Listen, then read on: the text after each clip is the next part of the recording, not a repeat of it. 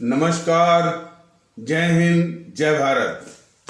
भारतीय अवाम ताकत दल अपने भारतीय भाई बहनों अर्थात अपने देश भारत की जनता अर्थात अपनी भारतीय अवाम से भारतीयता आधारित आपसी श्रद्धा, भारतीयता आधारित आपसी स्नेह, भारतीयता आधारित आपसी प्रेम, भारतीयता आधारित आपसी अखलाक मोहब्बत, भारतीयता आधारित आपसी सहयोग, भारतीयता आधारित आपसी सम्मान, भारतीयता आधारित आपसी एकता, भारतीयता आधारित आपसी भाईचारा तथा भारतीयता आधारित आपसी सद्भाव को समझने व उसे आत्मसात करके वैसा ही और उसी अनुसार आचरण एवं व्यवहार करने हेतु और इसके समस्त भारत में प्रचार प्रसार करने हेतु और इसके महत्व और अहमियत को प्रत्येक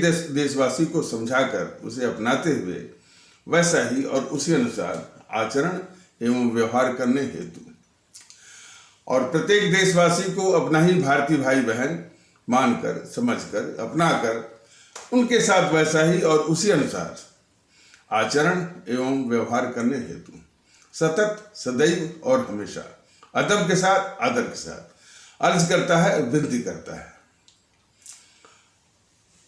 अब जो ये युद्ध यूक्रेन और रूस के बीच में हो रहा है तो तरह तरह के उस पर अपने अपने विचार और इस तरह से मंथन यूट्यूब पर भी देखने को मिल रहा है।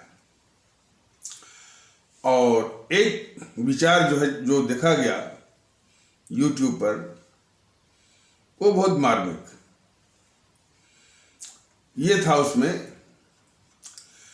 कि पुतिन आज अपने देश के लिए यूक्रेन पर जो कार्रवाई कर रहे हैं ये वही कार्रवाई कर रहे हैं जो कि नेहरू को तिब्बत के विषय में करना चाहिए था और उसने नहीं किया। जरा इसको फिर से सुनिए।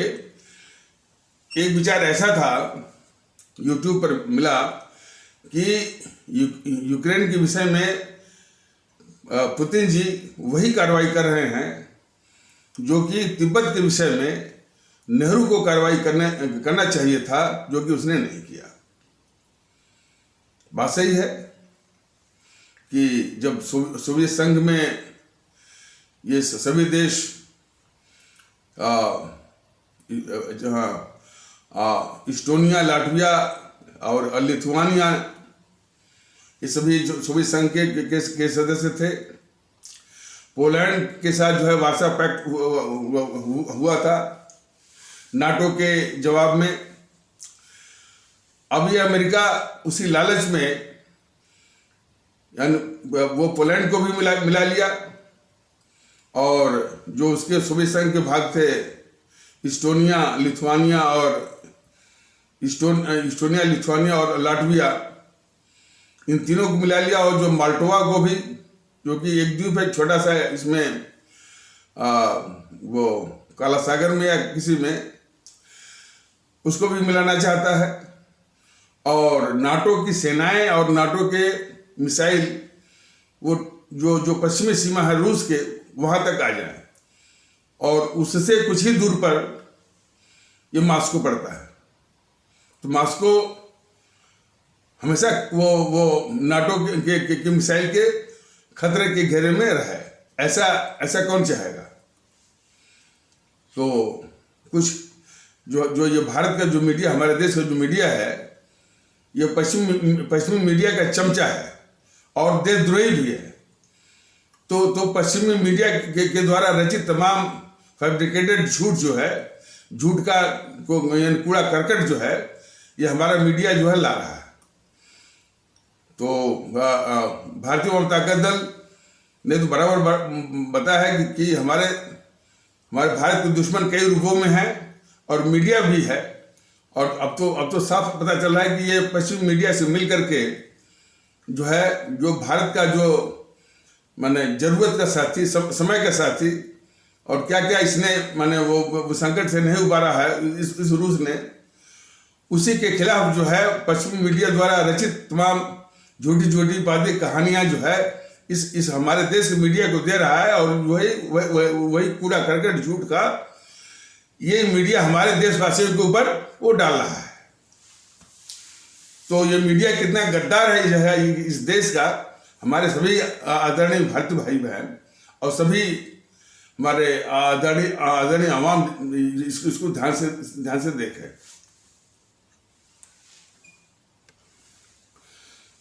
तो ये जो नेहरू, हालांकि अभी भी जो मानसिकता है कहने बोलने की, समझाने की, वो आज तक ऐसी कार्रवाइयों के लिए भारतीय जनता के दल के अलावा कोई नेहरू को गद्दार करने का नैतिक साहस नहीं जुटा पाता है। और जो अपने ही देश के हितों के विरुद्ध काम करे, चाहे वो प्रधानमंत्री की क्षमता हित में ही क्यों न हो, वो गद्दार होता है। भारतीय जनता के दल का स्पष्ट मानना भी है, और हमारे देश के सभी लोग भी इससे सहमत होंगे। इस बात में वो आज तक बोल नहीं पाए, बात दूसरी है। लेकिन जो हमारे देश के हितों के खिलाफ जो काम करे, भले वो किसी प्रकार से जो सत्तासीन हो गया हो प्रधानमंत्री की कुर्सी पर, तो वो देश का गद्दार होता है। तो इस गद्दार जवाहरलाल नेहरू ने सन 47 के पहले या सन 1947 के आसपास जो गद्दारियां इस मुल्क के खिलाफ उसने की, और देश विभाजन जो हमारे भारतीय इतिहास की सबसे बड़ी त्रासदी है, इससे बढ़ करके कोई त्रासदी हो नहीं सकती, जिसमें कि हमारे 25 से 30 लाख भारतीय भाई बहनों की हत्या होती हो और 3 करोड़ से ऊपर लोगों के घर उजड़ते हों। जिस जवाहरलाल नेहरू की सत्ता हथियाने की जो हवस का ये हमारे भारतीय भाई बहन शिकार हुए, और बहुत बड़ी साजिश थी और बहुत बड़ी जल्दीबाजी थी। यह भी हमारे आदरणीय भारतीय भाई बहन बिल्कुल अच्छी तरह से जाने कि जो इंडियन इंडिपेंडेंस एक्ट और उसमें जो क्लीमेंट एटली था, जो कि ये विधेयक माने ब्रिटेन की संसद से 3 जून 1947 को पास कराया था, तो उसका प्लान यही था कि 1948 में वो अंग्रेज जो है वो सत्ता सौंपेंगे या सत्ता का हस्तांतरण करके तब वो भारत को छोड़ेंगे, सन 1948। लेकिन ये सत्ता हथियाने की हवस का इतना आतुर था, इतना बेकरार था, और इतना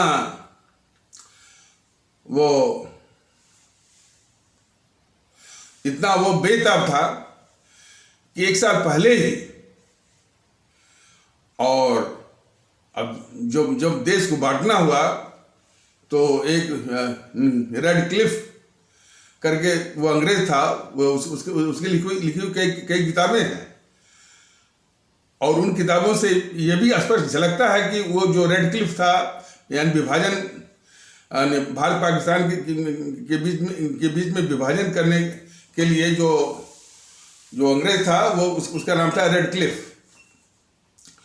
रेड क्लिफ अपनी किताब में लिखता है कि ये खास करके नेहरू और गांधी का इतना दबाव था कि यानी मौके पर न जाकर के वो घर में बैठे बैठे नक्शे पर ही उसने खींच दिया और खिंचवा, और इन दोनों गद्दारों ने उसे खिंचवा दिया। विभाजन का त्रासदी तो खैर मैंने देश बटा, 25 से 30 लाख हमारे भारतीय भाई बहनों की इन समूह ने जान भी ली, और 3 करोड़ से ऊपर हमारे भारतीय भाई बहनों के घर भी उजाड़े। लेकिन जिस जल्दबाजी के चलते वो रेड क्लिफ यानी मौके पर न जा करके घर में बैठे बैठे नक्शे पर ही खींच दिया, वो विभाजन कई भारतीय भाई बहनों के आंगन से गुजरा, आंगन से बीचों बीच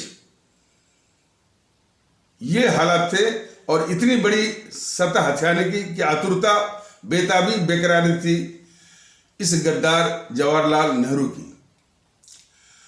तो वो तो पूरे इतिहास में, पूरे भारतीय इतिहास में इतना बड़ा गद्दार आपको नहीं मिलेगा जो है वो सत्ता हथियाने के चक्कर में। और जैसा कि बताया गया है, जैसा कि पिछले कुछ एपिसोडों के माध्यम से ये बताया गया है कि ये कांग्रेस पार्टी ने देश बांटने का भारत विभाजन प्रस्ताव खुद कांग्रेस ने अपनी कार्य समिति और जो उसकी जनरल बॉडी होती है, दोनों के द्वारा इसने पास कराया। अब सवाल उठता है कि हमारे देश के कितने लोग इस तथ्य से वाकिफ हैं, इस हकीकत से वाकिफ हैं कि इस कांग्रेस ने खुद देश बांटने का प्रस्ताव पास किया हुआ है। हमारे देश के लोग इतना ही कम से कम जान लें कि देश बांटने का प्रस्ताव खुद कांग्रेस ने पास किया हुआ है। तो इन जेएनपीसी के चमचों से ये पूछें कि इस तथ्य को जो है देश से छुपाया क्यों। और खास करके ये तथ्य जो है ये बीजेपी वाले भी जानते हैं। बीजेपी वाले कभी भी इन कांग्रेसियों से, इन जेएनपीसी वालों से कभी नहीं पूछते कि भाई कि तुमने जो है देश बांटने का प्रस्ताव पास किया हुआ है, इस सच्चाई को देश से छुपाकर क्यों रखा। ये बीजेपी वाले जो कि इस जेएनपीसी के रक्षक हैं, ये कभी सवाल करते हैं, न तो जनता में आने देते हैं। भाई इतने चुनाव हो गए, न तो चुनाव में ये मुद्दा उठाया। कम से कम हमारी जनता इसी के प्रति जागरूक होती कि देश बांटने का प्रस्ताव की सच्चाई जो है इन जेएनपीसी वालों ने अब तक छुपाई हुई है।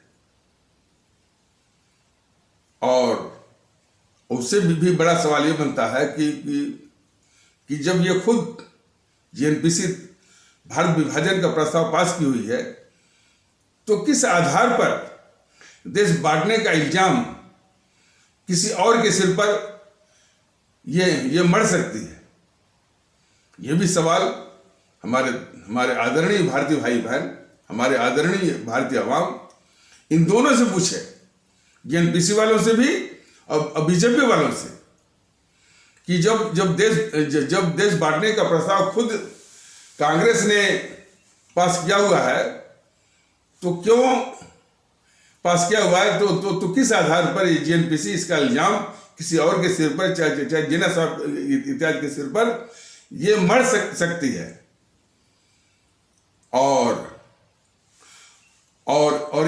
इन बीजेपी वालों से, बीजेपी के सुपर सालारों से भी कि जब तुम भी जानते हो कि इस कांग्रेस ने भारत को बांटने का, भारत विभाजन का प्रस्ताव खुद इसने विधिवत कांग्रेस ने अपनी कार्य समिति में और जनरल बॉडी से पास किया हुआ है, तो तुम क्यों बार बार जो है वो जिन्ना को लपेटते हो इस भारत विभाजन के लिए। और तुम्हारे जो मीडिया हैं, जी न्यूज वाला हुआ, चाहे और रिपब्लिक भारत इत्यादि हुआ, वह आतंकवादियों को जिन्ना की सेना करते हैं। और तुम जो है राष्ट्रवादी तथा कथित राष्ट्रवादियों से तो ये उम्मीद है, और यह देश उम्मीद भी कर रहा है जो कि तुम लोग जो है राष्ट्रवाद का मुखौटा पहने हो, राष्ट्रवादी कहलाते हो और उसके आधार पर वोट बटोरते हो, लोगों के देशभक्ति के जज्बातों का शोषण करते हो, दोहन करते हो, दुरुपयोग करते हो। तो तुमसे तो ये अपेक्षा है ही ये व्याख्या है ही कि तो देश को बताओ कि देश बांटने का सिर्फ जिम्मेदार गद्दार जवाहरलाल नेहरू और गद्दार मोहनदास करमचंद गांधी थे। और किसी भी हालत में जो ये जिन्ना साहब को देश बांटने के इल्जाम जो उन पर मढ़ा जाता है, उस इल्जाम से उनको मुक्त करो। ये सवाल जेएनपीसी वालों से भी और बीजेपी वालों से, चूंकि देश विभाजन के इल्जाम के मामले में दोनों के दोनों, यानी बीजेपी वाले भी और जेएनपीसी वाले और आरएसएस वाले तीनों मानते हैं कि इसका इल्जाम, इसके लिए जिम्मेदार जो है वो जिन्ना साहब है। और बात इतनी नहीं, जब इनकी बात आएगी तो इस्लाम आस्था वाले भारतीय भाई बहनों का जो बौद्धिक तबका है, खास करके जो अलीगढ़ मुस्लिम विश्वविद्यालय एमयू, जामिया मिलिया इस्लामिया विश्वविद्यालय जो दिल्ली में है, उस्मानिया विश्वविद्यालय जो कि हैदराबाद में है, नदवा विश्वविद्यालय जो कि लखनऊ में है, और भी इस तरह की वहाँ पर जितने भी विद्यार्थी हैं, जितने भी लेक्चरर हैं, जितने भी प्रोफेसर हैं, जितने भी रीडर हैं, जितने भी रिसर्च स्कॉलर्स हैं, उनमें से कोई हिम्मत नहीं करता, कोई ये नैतिक बल नहीं दिखाता, नैतिक सच्चाई नहीं दिखाता कि देश को बांटने वाले यही दो गद्दार थे, जवाहरलाल नेहरू और गद्दार मोहनदास करमचंद गांधी। जिन्ना साहब को बिला वजह उनको बलि का बकरा बनाया गया है, कोई नहीं करता। देखिए कितनी विचित्र बात। लेकिन भारतीय जनता दल इस बात को महसूस करता है कि कम से कम इतना तो माने ये सच्चाई अपने देशवासियों के सामने रखी जाए। वो माने न माने, समझे न समझे, ये उनका पूर्ण अधिकार है। और भारतीय जनता दल को तो ये पूरी आशा है कि हमारे जितने भी आदरणीय भारतीय भाई बहन हों, चाहे वो किसी भी रूप में हो, चाहे वो किसी भी पंथ को मानते हों, हिंदू सनातन पंथ को मानते हों, या इस्लाम पंथ को मानते हों, या सिख पंथ या ईसाई पंथ को मानते हों, वो इस प्यारे मुल्क भारतवर्ष से मोहब्बत जरूर करते हैं। और यदि ये मोहब्बत करते हैं तो देश के दुश्मनों को पहचाने। इतनी सी बात, जिन्होंने इस देश को बंटवाया और इस देश की दुर्दशा करवाई, और जो ये तथ्य के खुलासे किए गए हैं, वो देश के जितने भी विद्वान हैं इस पर विचार करें कि इस सच्चाई में कहीं खोट है तो सामने आए। और देखिए, अब सिर्फ इसी बात नहीं, इन कांग्रेसियों के आगे भारतीय जनता दल ने या मैंने कई बार ये बात रखी है कि तुमने ये गद्दारी की, तुमने मतलब वो जो गद्दार था जवाहरलाल नेहरू और या मोहनदास करमचंद गांधी, सारी बातें उससे व्यक्तिगत रूप से पूछी जाती हैं। उनका बस एक ही जवाब रहता है, परिस्थितियां थी। वो परिस्थितियों के कारण देश बांटे, परिस्थितियों के कारण जो है यानी 25 से 30 लाख लोगों की जानें ली, लोग कटे मरे, 3 करोड़ से ऊपर लोगों के घर उजड़े, सब परिस्थितियां थी। लेकिन ये इस सत्ता के इतने लालची हैं, इतने ये बोल नहीं पाते कि भाई वो इसमें परिस्थिति कहां से आ गई। यदि थोड़ी भी ये जिस बात को कहते हैं कि भाई वो होता सब, यदि मैं देश बांटने की भी बात आती तो कोई भी इस देश का नागरिक जिसको कि इस देश से मोहब्बत है, कहते भी ये आज़ादी या सत्ता हस्तांतरण 2 साल बाद ही होगा, 10 साल बाद होगा। जब हमने 100 साल तक संघर्ष किया है, 10 साल और सही, लेकिन बटा हुआ देश पर जो वो सत्ता का हस्तांतरण या सत्ता को हथियाना, वो कदापि मंजूर नहीं है, किसी ने नहीं कहा। और तमाम ये प्रमाण है कि ये सब जो जेएनपीसी जो कांग्रेसी वगैरह थे, खास करके जवाहरलाल नेहरू और मोहनदास करमचंद गांधी इत्यादि जो है, वो सत्ता हथियाने के इतने आतुर थे, जो मैंने अभी बताया कि जो कि सन 48 में ये होना था, और इंडियन इंडिपेंडेंस एक्ट जो है उसके अनुसार जो 48 में होना था, 1 साल पहले ही जितना जल्दी हो सके इतने आतुर थे। तो सत्ता हथियाने का जो अंधापन होता है, वो कुछ भी कराता है।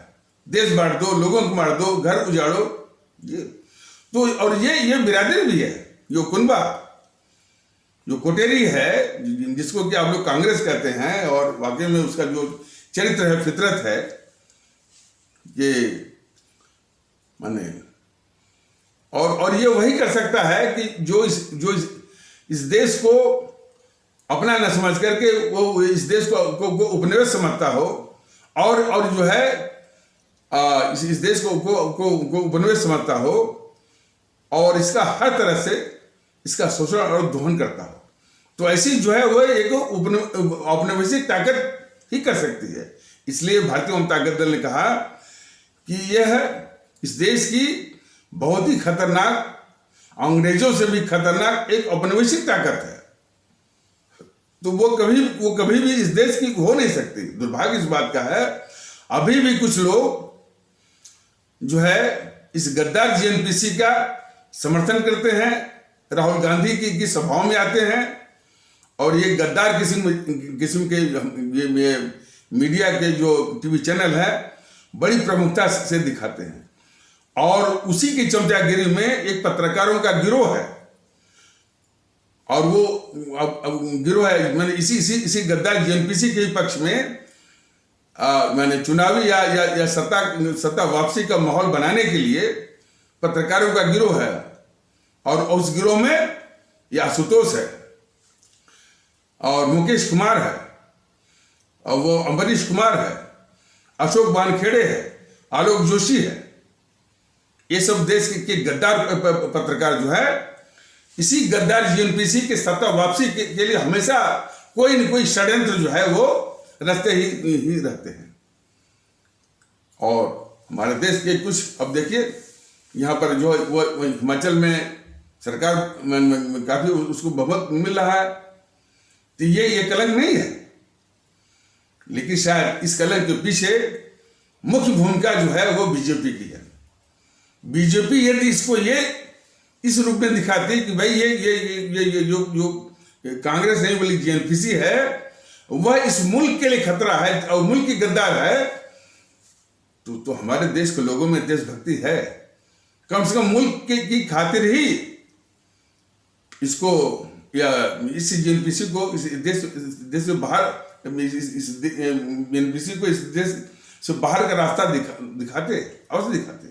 लेकिन उसके पापों को छुपाने वाली ये बीजेपी है, और ये बीजेपी सिर्फ जेएनपीसी के ही पापों को नहीं छिपाती है। इस जेएनपीसी का जो अवतार है दूसरा, तो इस जेएनपीसी का जो दूसरा अवतार है केजरीवाल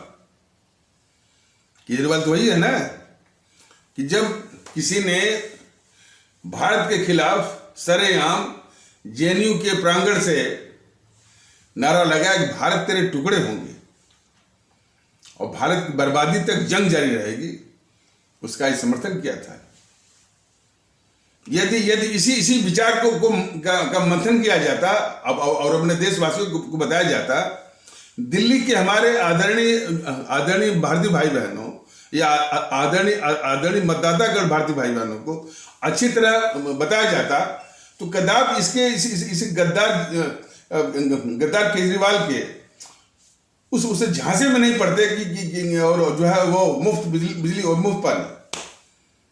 जब इस तरह की बातों का जो है वो ब्रेन स्टॉर्मिंग होता, तो कि भाई कैसे आप जो है इस देश के गद्दार को मुफ्त बिजली और मुफ्त पानी पर आप इसको वोट देंगे और सत्ता में बिठाएंगे। लेकिन बीजेपी ने ये नहीं किया और आज वो 3 बार लगातार जो है मुख्यमंत्री बना ये केजरीवाल। तो इसके पीछे ठीक सिर्फ बीजेपी है जो कि इसको गद्दार के रूप में बेनकाब नहीं होने देना चाहती। वो छिटपुट भाई इनका खालिस्तान से संबंधित है। अरे खालिस्तान से संबंधित है तो ये मुख्य मुद्दा है, इसी को स्टर करने की आवश्यकता है, इसी को प्रचारित करने की आवश्यकता है। लेकिन बात यहीं तक नहीं है, ये मोदी महोदय ऐसे गद्दारों की रक्षा करेंगे। हालांकि ये विषय जो है वो यूक्रेन और रूस के संघर्ष को लेकर के था, लेकिन ये केजरीवाल जैसा गद्दार अब देखिए उसकी सरकार बन रही है ये पंजाब में। ये कलंक नहीं तो और क्या है, कलंक नहीं तो और क्या है। इस कलंक को देख करके किसी भी देशभक्त का, और आज हमारे शहीद आजम भगत सिंह होते, आज हमारे परम आदरणीय राष्ट्र महानायक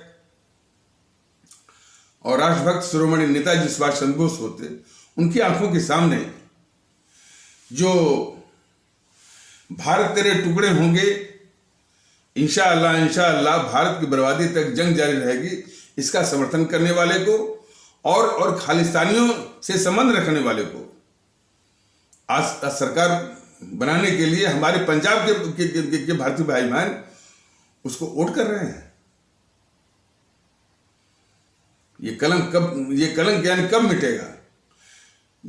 मैंने पूरा विश्व क्या कहता होगा कि भारत में जो खालिस्तानियों से संबंध रखता है, जो देश के दुश्मनों से संबंध रखता है, भारत तेरे टुकड़े होंगे इंशाअल्लाह और भारत बर्बादी तक जंग जारी रहेगी, उसका समर्थन करता है।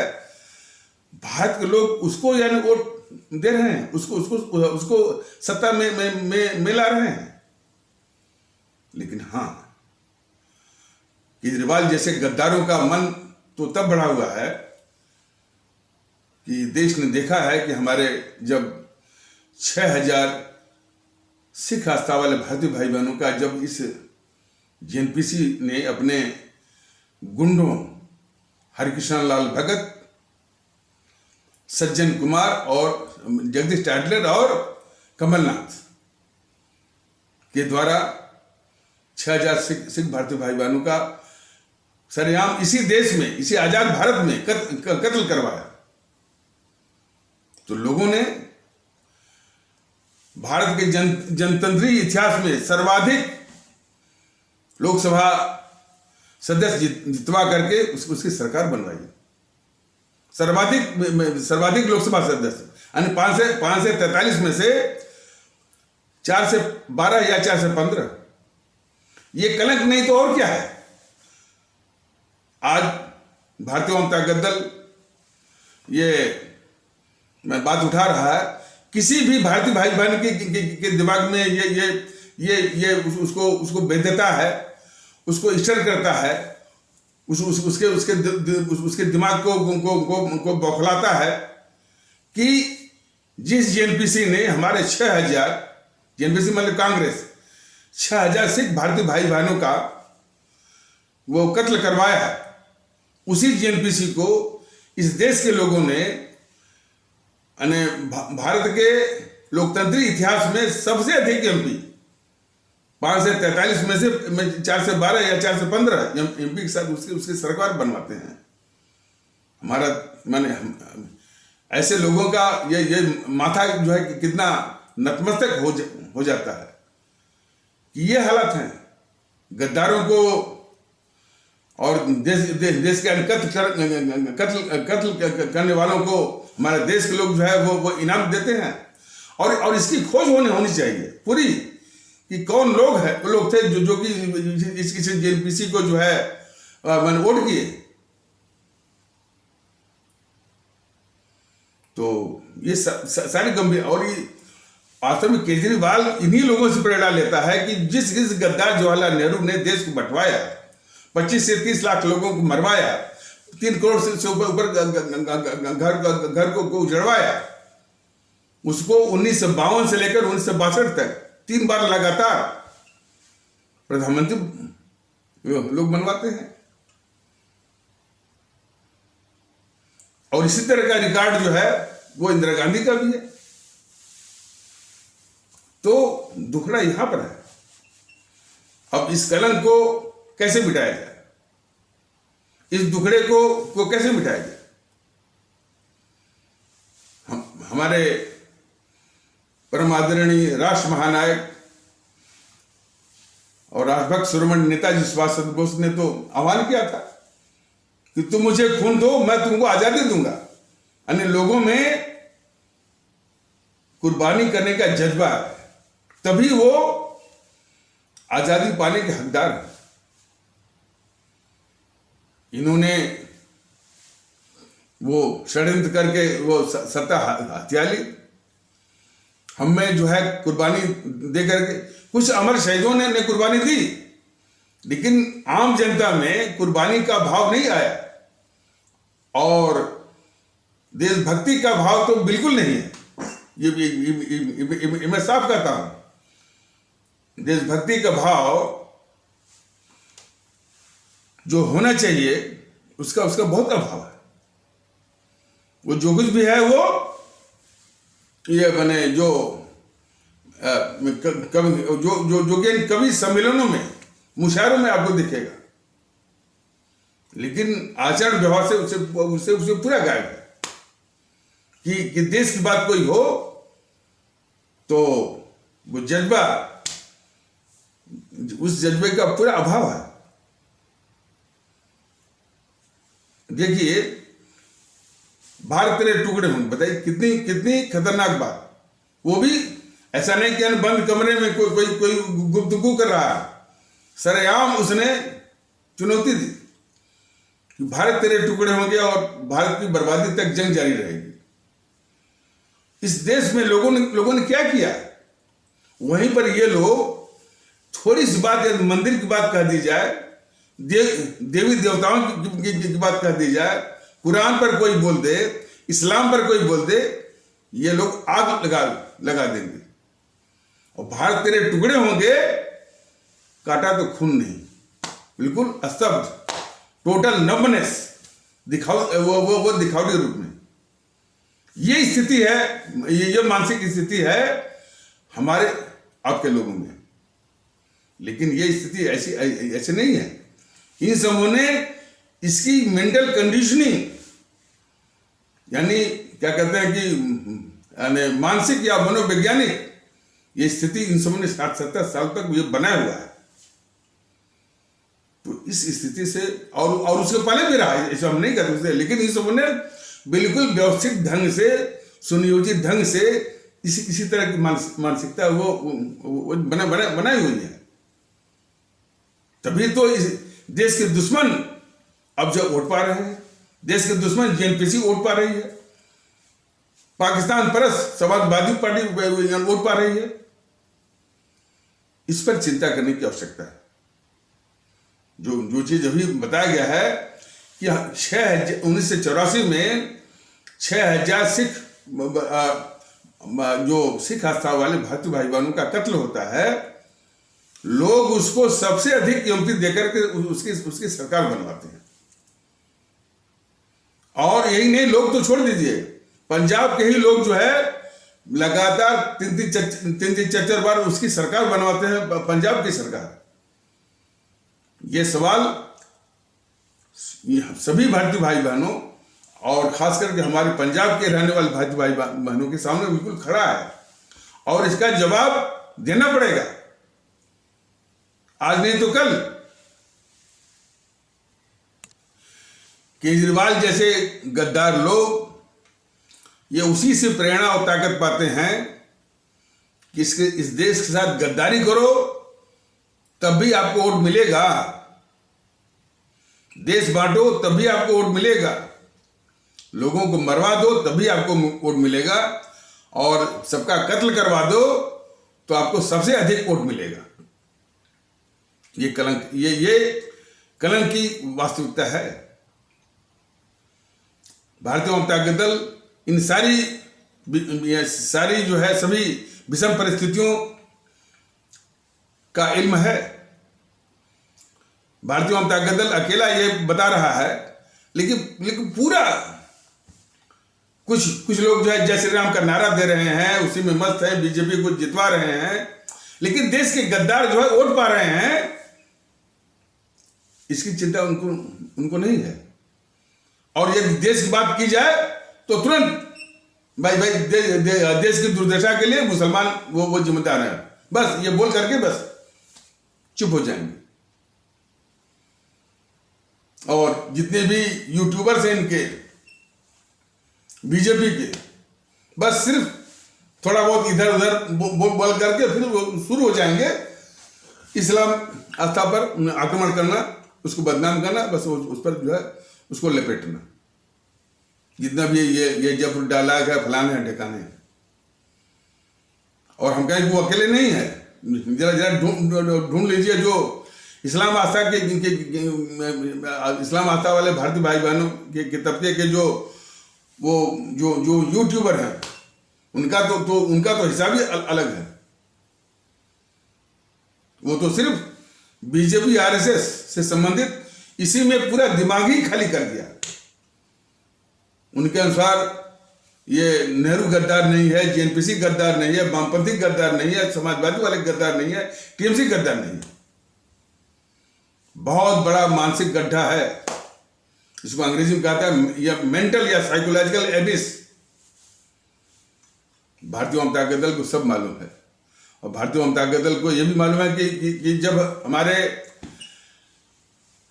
परम आदरणीय राष्ट्र महानायक, राष्ट्रभक्त शिरोमणि नेताजी सुभाष चंद्र बोस ने अपनी जनता को आह्वान किया था कि तुम मुझे खून दो, मत तुमको आज़ादी दूंगा, उसका कितना असर हुआ। सुभाष चंद्र बोस को भी ये विश्वास नहीं था कि यहाँ के लोगों में जो जिस बात के लिए वो आह्वान दिए थे वो जज्बा सभी लोगों में आ गया है। और ये बात उन्होंने कबूला भी था। ये बात 1941 में जब आज़ाद हिंद फौज का गठन हो रहा था तो किसी ने साक्षात्कार उनसे लिया था। उनसे कहा था कि साहब, यदि आपको आज़ादी मिल गई तो किस तरह की शासन पद्धति आप वो लागू करना चाहेंगे। उन्होंने स्पष्ट कहा था कि हमने एक आह्वान दिया है अपनी जनता को, अपने भारतीय भाई बहनों को कि तुम मुझे खून दो, मैं तुमको आज़ादी दूंगा। तो उन्होंने इस बात को कबूला था कि हमको नहीं लगता है कि अभी पूरी जनता जो है वो इस जज्बे से वो खड़ी हो गई है। इसलिए हमको तो नहीं लगता कि आज़ादी वो निकट भविष्य में मिलने वाली है। लेकिन जैसा कि आप कह रहे हैं कि आज़ादी मिल गई और सर पर आगे बैठ गई, टपक गई और अंग्रेज वो चले गए या मैंने जाने की बात है उनकी, तो उन्होंने बोला था कि तो हम 25 से 30 साल तक लगातार तानाशाही चाहेंगे। बिल्कुल उन्होंने बोला था। और तानाशाही उस समय बहुत जरूरी था। आज हर एक कोई कहता है कि गर्व से कहो हम हिंदू हैं, गर्व से कहो हम सिख हैं, गर्व से कहो हम सरदार हैं, गर्व से कहो हम तमिल हैं, गर्व से कहो हम गुजराती हैं। भारतीय होने की बात कोई करता ही नहीं। लेकिन यदि आज सुभाष चंद्र बोस का शासन होता 25 से 30 साल वाला, सबको पीट पाट करके मानसिक रूप से बस एक ही भाव रहता है कि हम भारतीय हैं। पूरा देश भारत होता और लोग भारतीय होते। तो इसकी पूरी पात्रता हमारे जो है वो सुभाष चंद्र बोस में थी और उनकी कल्पना थी। लेकिन इन जेएनपीसी वालों ने किसी को भारतीय बनने ही नहीं दिया। क्या तांडव चलता है। हम गर्व से ये एक शख्स, ये योगी आदित्यनाथ कहता है कि हम कहते हैं कि गर्व से हम हिंदू हैं, और वो भारत के संवैधानिक पद पर बैठता भी है। दूसरा जो है ये मोदी महोदय 12 साल तक मुख्यमंत्री रहे गुजरात के, न तो अपने को भारतीय माने, न तो हमारे गुजरात में रहने वाले भारतीय भाई बहनों को वो भारतीय माने। तो सरेआम बोल देते हैं कि हमको सिर्फ और सिर्फ 5 करोड़ गुजरातियों की चिंता है। उन्होंने कभी नहीं कहा कि हम कि हमारे 5 करोड़ गुजरात में रहने वाले भारतीय भाई बहनों की चिंता है। तो गिरावट या डिटेरियोरेशन इस कदर है। देशभक्ति का महत्व आएगा, भारतीय जनता दल को पूरा विश्वास है। भारतीयता आधारित एकता भी आएगी और कुछ लोग इसका महत्व जो है वो समझने भी लगे हैं। लेकिन अभी जिस स्केल पर, जिस पैमाने पर होने की जरूरत है, वो अभी तक होना बाकी है। वो आएगा, लेकिन इसके पहले ये देश के जो गद्दार हैं, देश के जो दुश्मन हैं, ये इस पूरी सीनरी से, पूरे नजारे से पहले इनको हटने की आवश्यकता है। इसीलिए भारतीय जनता दल बराबर इसके लिए प्रयास कर रहा है। कुछ लोग कहते हैं बस सीधे चुनाव में कूद जाओ। चुनाव में तो हम आते जरूर आते हैं, लेकिन जो ये चुनाव है, पता नहीं अब तो कल उसका वो नतीजा भी निकलेगा। लेकिन उसके आगे भारतीय जनता दल के आगे एक सैद्धांतिक सवाल आ गया कि जिस अपनी भारतीय आवाम के लिए वो जो संघर्ष कर रहा है और उसी के ऊपर जो है जानलेवा जो चुनाव जो है वो थोपा गया, तो कैसे उसमें जो है वो जानलेवा चुनाव में वो भारतीय जनता दल जो आवाम की ही चिंता करता है और आवाम के लिए संघर्ष कर रहा है, उसमें शरीक हो सकता है। हाँ, ये नजारा जरूर देखा गया कि जो जनता की कभी बात नहीं करते हैं, सिर्फ सत्ता, समाजवादी क्या बोलते रहे, बीजेपी जा रही है, मैं आ रहा हूं। इसके अलावा अखिलेश और समाजवादी एक बात भी नहीं बोले जनता की। अब और उनसे पूछिए तो हाँ, हमने तो बोल दिया है कि महंगाई बढ़ रही है, बेरोजगारी बढ़ी, बस दो तीन जुमलों में ये पूरी बात वो निकाल देते। बाकी बराबर बीजेपी जा रही है, मैं आ रहा हूं। तो इस कदर जो है वो आवाम के दुश्मन, इस देश के दुश्मन, और जो चरित्र है इसका समाजवादी पार्टी का, वह एनपीसी से अलग नहीं है। सीधे अखिलेश ने अवाम जो है पाकिस्तान परिस्थिति दिखाई। देश के जो खतरनाक आतंकवादी हैं उनसे जो है वो जो है हमदर्दी दिखाता है। अपने समाजवादी पार्टी के अंदर जो है ऐसे लोगों को पालता है जो तालिबान जो कि विश्व स्तर के, इंटरनेशनल लेवल पर इतने खतरनाक किस्म के वो आतंकवादी हैं, उसके समर्थक ये पालता है अखिलेश जो है। ऐसे लोगों को वोट मिल रहा है। यही तो सवाल है भारतीय मानसिकता से कि ये कलंक या जो है वो कब मिटेगा, कैसे मिटेगा, कौन मिटाएगा। तो भारतीय जनता दल जो है,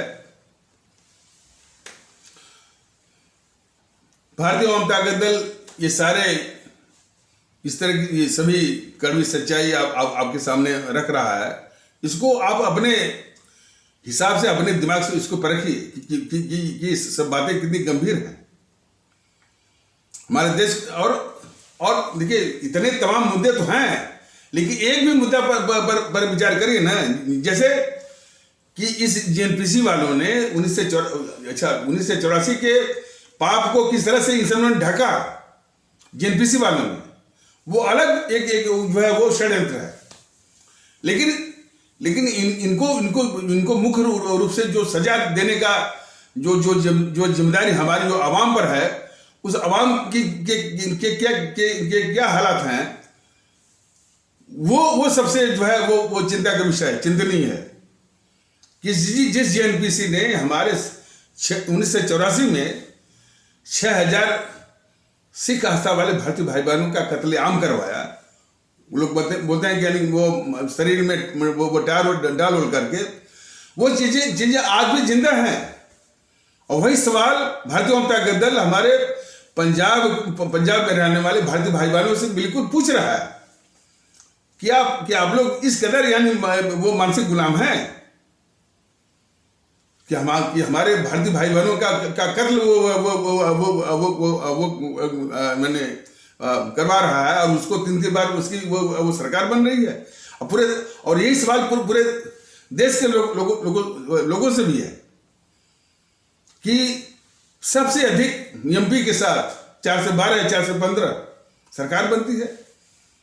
ये सारे कलंक जो है हमारे देश के ऊपर है।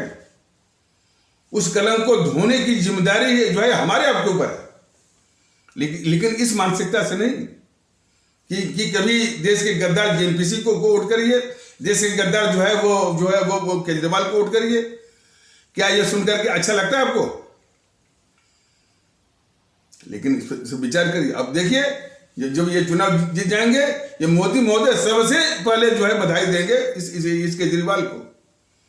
देश के संविधान ने जो केंद्र को यह अख्तियार दिया है धारा 356 के भाई जो इस तरह से जो भारत विरोधी गतिविधि में लिप्त हो उसको तुरंत जो है वो बर्खास्त करिए।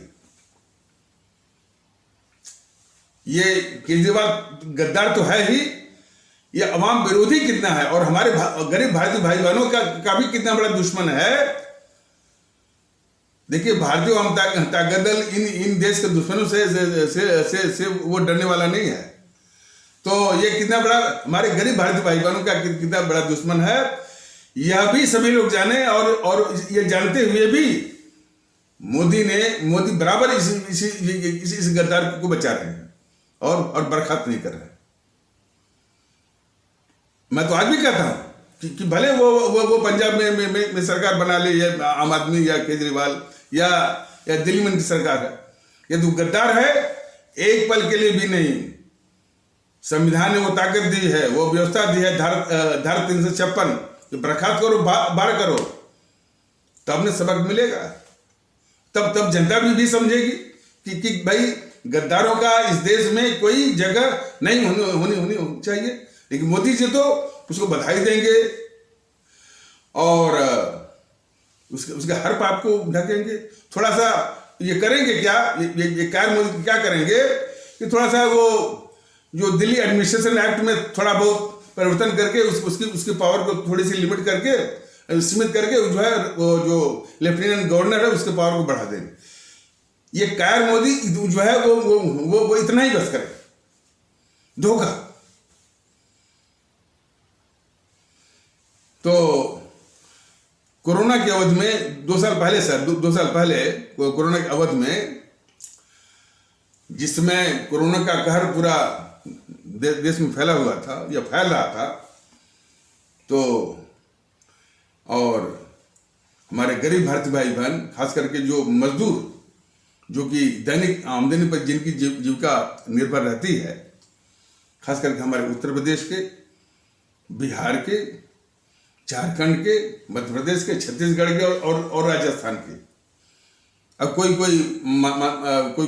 जो अपना ये यानी बनवासी जो माने इलाका है आंध्र प्रदेश का भी या उड़ीसा का भी हो सकते हैं, तो वो भारतीय भाई बहन, लेकिन ज्यादातर जो है उत्तर प्रदेश और बिहार के ही जो हमारे मजदूर भारतीय भाई बहन है जो दिल्ली में काम करते हैं, तो कोरोना के कारण जो है वो उनके काम धंधे छूट गए।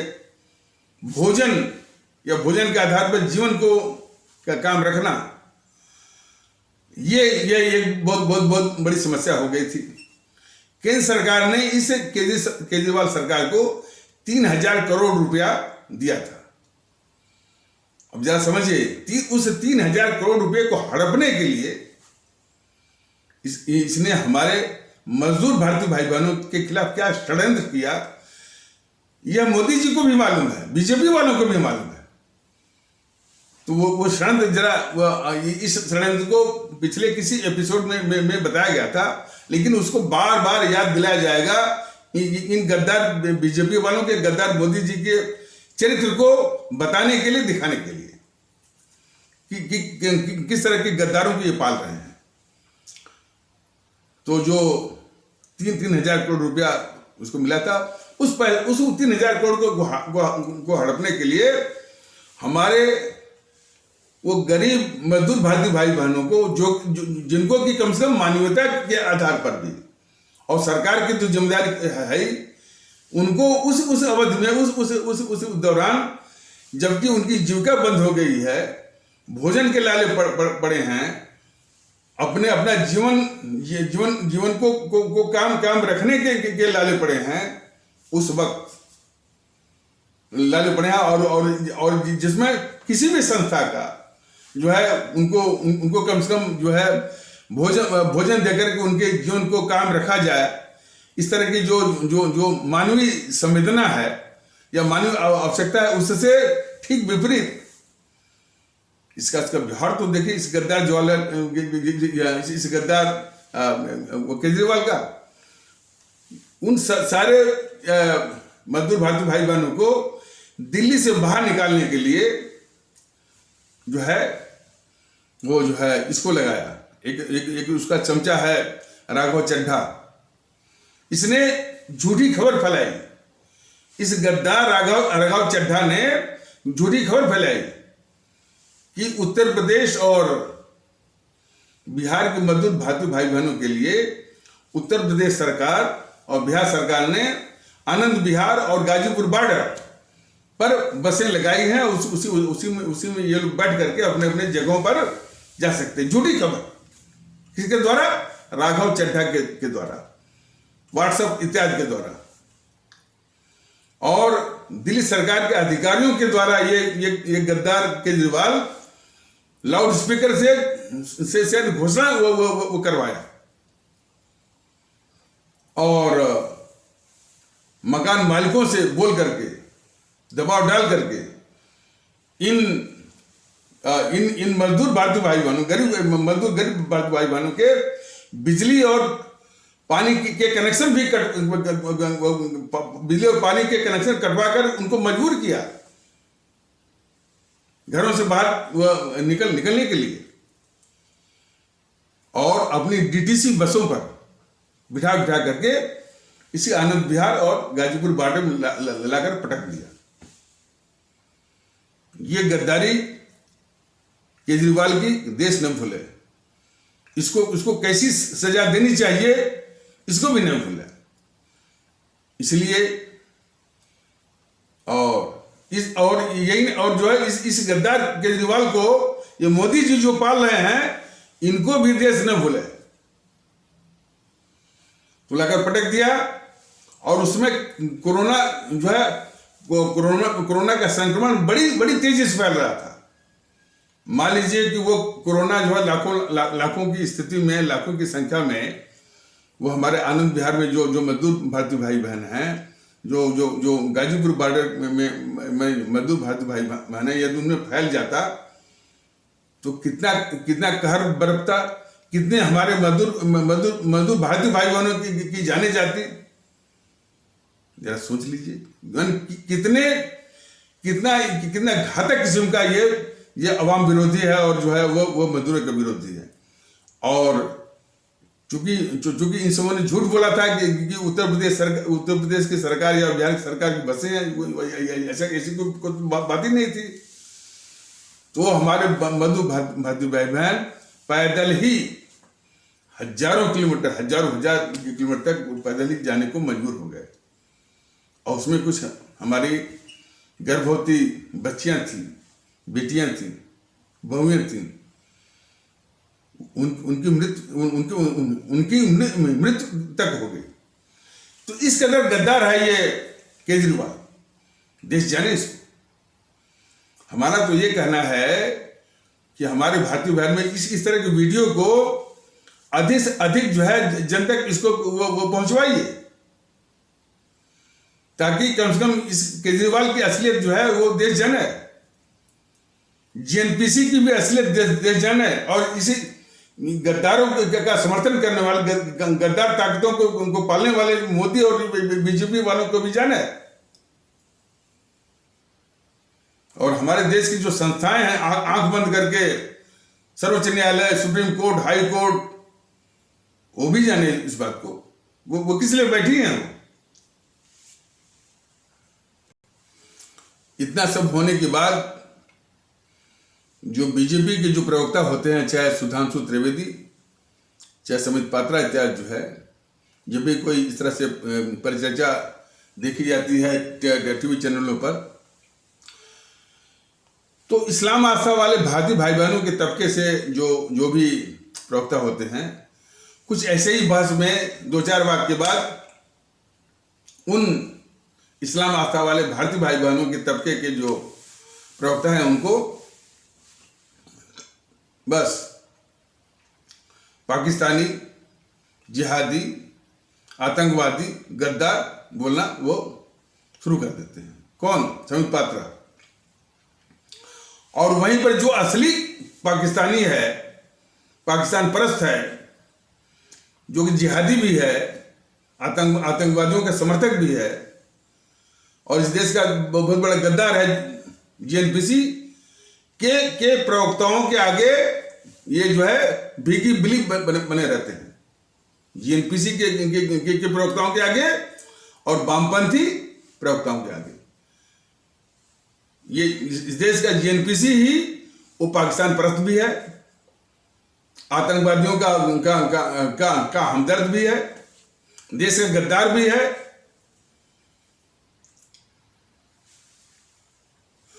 और वो जिहादी भी है।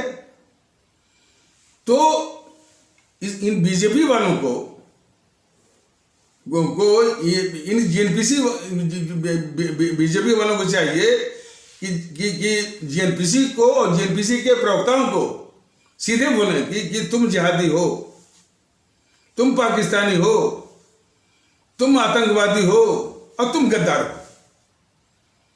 ये बीजेपी वालों को बोलना चाहिए, लेकिन वो उल्टे बोलते हैं हमारे इस्लाम आस्था वाले भारतीय भाई बहनों के तबके के प्रवक्ताओं को।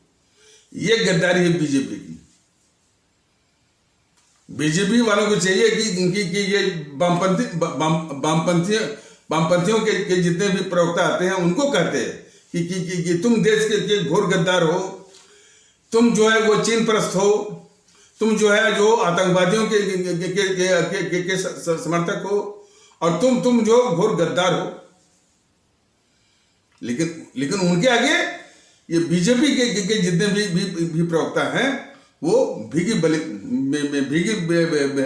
बिली बने रहते हैं और हमारे इस्लाम आस्था वाले भारतीय भाई बहनों के तबके के वो जिहादी, आतंकवादी, पाकिस्तान परस्त, गद्दार जो है बोलते रहते हैं।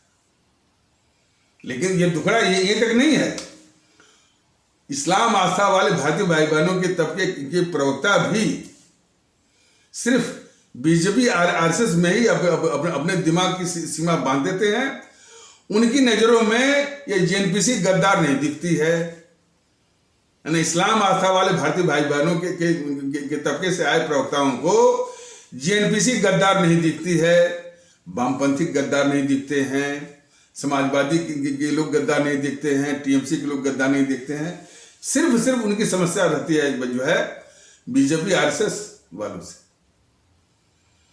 तो इस तरह की जो मानसिक कुंठा है वह देश को रसातल, यानी देश को रसातल में ले जाने के लिए काफी है। उससे रोकना है, उसे रोकना है। और इसलिए वो शुरुआत कहां से करनी है? एकता, भारतीयता आधारित एकता। कुछ लोग कहते हैं चुनाव खत्म हो गया। यह चुनाव के लिए है ही नहीं। हमारा देश किन खतरों से है, उन खतरों से बचने के लिए हमारी आवाम, हमारे आदरणीय भारतीय भाई बहन पहले एक हों और उस पर से इसने जो बिखराव वो डाल दिया है। कुछ लोग कह रहे थे कि साहब जो है जो ये भारतीय जनता दल ने जो प्रचार किया कम से कम यूट्यूब के माध्यम से, तो उसका असर ये हुआ कि जो समाजवादी पार्टी लगभग वो जीत सकती थी और इस भारतीय जनता पार्टी को परास्त कर सकती थी। तो काफ़ी हमारे इस्लाम आस्था वाले भारतीय भाई बहनों ने समझदारी दिखाई और इस समाजवादियों को कमजोर किया। कुछ लोग कह रहे थे कि बीजेपी वालों को भारतीय वाम ताकत दल का एहसानमंद होना चाहिए। तो खैर इसमें एहसान लेने देने की बात नहीं है। ये ताकतें हमारे देश से नष्ट में नाबूद हों, भारतीय वाम ताकत दल ये चाहता है। सत्ता की बात देखिए, सत्ता दिलाने की जिम्मेदारी हमारी आवाम की है। ये जो उसके दिमाग में बैठता है कि भाई भारतीय वाम ताकत दल इस देश को महफूज रख सकता है। उनकी जो ख्वाहिश के अनुसार वो खिदमत कर सकता है। सबको एक वो रख करके देश को मजबूत वो कर सकता है। इतनी बात उनके दिमाग में बैठती है तो सत्ता का उपकरण के लिए वो आशीर्वाद वो दे सकते हैं। लेकिन भारतीय वाम ताकत दल के लिए उससे अलग उसके आगे चिंता विषय यही है कि हमारा ये देश कैसे मजबूत हो, कैसे हमारा भारतीय जो भारतीय समाज है जो इतने बड़े बिखराव को झेल रहा है, वो बिखराव जो दूर हो। इसलिए सभी में भारतीयता का संचार करने के लिए ये प्रयासरत है। और भारतीयता से दूर और बिखराव को पैदा करने वाला तमाम रूपों में कश्मीर से लेकर कन्याकुमारी या गुजरात के कच्छ से लेकर के वो मणिपुर तक, यानी भारतीय भाव को इस जेएनपीसी वालों ने, बीजेपी वालों ने इस तरह से कुचला है। और उसके विपरीत वो खंडित विचारधारा कि हम ठाकुर हैं, हम ब्राह्मण हैं और हम राजपूत हैं, तो हम यादव हैं, तो हम जो है वो व्यापारी वर्ग हैं, हम बनिया हैं। बनियों में कई होते हैं, अग्रवाल है, वैश्य, पता नहीं कौन कौन, ओबीसी में भी यानी कई। हम ये हैं, हम भारतीय नहीं हैं। ये बात इन्होंने 60-70 साल सिखाई है। प्रांतीय आधार पर भी हम पंजाबी हैं, हम सिख हैं, हम सरदार हैं, हम कश्मीरी हैं, हम हरियाणवी हैं। एक बिहारी 100 पर भारी एक बार ये शुरू हो गया है। हम बंगाली और असमिया हैं, उड़िया, मराठी, गुजराती, तमिल, मलयाली, कन्नड़, तेलुगु, ये सब है, भारतीय नहीं है। यही बात इन सबों ने इन देश में विखंडनकारी ताकतें, जो कि हमेशा जो है जो वोट और सत्ता छीनती रहती हैं हमसे आपसे, इन्हीं बातों में फंसा करके वो उन समूह ने हमारी एकता को, देश की एकता को और हमारी जो इमोशनल इंटीग्रिटी जो होनी चाहिए उसको विखंडित किया है। तो आज उनसे निजात पाने के लिए भारतीय वाम ताकत दल कर रहा है कि सिर्फ अपने को मानिए कि हम भारतीय हैं। जो कोई सवाल करता है कि भाई मेरे गुजराती होने का क्या होगा, मेरे उड़िया होने का क्या होगा, ये सब माने कि गुजराती, उड़िया, तमिल और तेलुगु और मलयालम यह हमारे भारतीयता के रूप हैं, वो उससे अलग नहीं है। लेकिन प्राथमिकता पहचान इस बात की है कि हम भारतीय हैं। तो और हमारे संविधान में भी, हमारे जो भारत का संविधान भी है, ये जो उस आधार जो भाषाएं भी हैं हमारी, मलयालम भाषा या तमिल भाषा, तेलुगु भाषा, कन्नड़ भाषा या उड़िया भाषा या असमिया, बांग्ला भाषा इत्यादि, उसको बस एक ही नाम दिया है कि हमारी भारतीय भाषाएं हैं। उससे नीचे उतर करके कि वो क्षेत्रीय भाषाएं हैं ऐसा उसने वो हरगिज नहीं कहा। ये सारे मर्म को देखिए, वास्तव में ये तमाम माने ये विकास और एक्सप्रेस वे ये सब बेकार है। उसके पहले आवश्यक है हमारे देश में एकता, भारतीयता के आधार पर, वो भी इमोशनली, यानी एक भावनात्मक एकता इसकी जरूरत है। अब सवाल इस बात का है कि जरूरत इस बात की है, इस एकता को तोड़ने वाली ताकतें सिर्फ राजनीतिक दलों के बेस में नहीं है। कुछ तंजीमें जो है वो खड़ा हो गई हैं। बीजेपी के द्वारा जो है प्रायोजित जितनी भी तंजीमें हैं, खास करके उसमें सबसे खतरनाक है एक जो है पुष्पेंद्र कुलश्रेष्ठ, बहुत ही खतरनाक है। उसका जन्म या उसका ब्रिंगिंग अप या उसका पालन पोषण जो है अलीगढ़ जिले में हुआ और वहां के वातावरण में हुआ, तो वो बड़ी फर्राटेदार उर्दू बोलता है। और जब शुरू भी करता है तो जो हमारे इस्लाम आस्था वाले भारतीय भाई बहनों में जो शुरुआत बिगिनिंग, जैसे कि किसी भारतीय तबके में ये कहते हैं ना कि श्री गणेश, तो वो बोलता है कि बिस्मिल्लाह रहमान रहीम बोलता रहता है, ताकि लोग विश्वास करें कि भाई बहुत जानकार है, इस्लाम का भी बहुत जानकार है और उर्दू का बहुत जानकार है।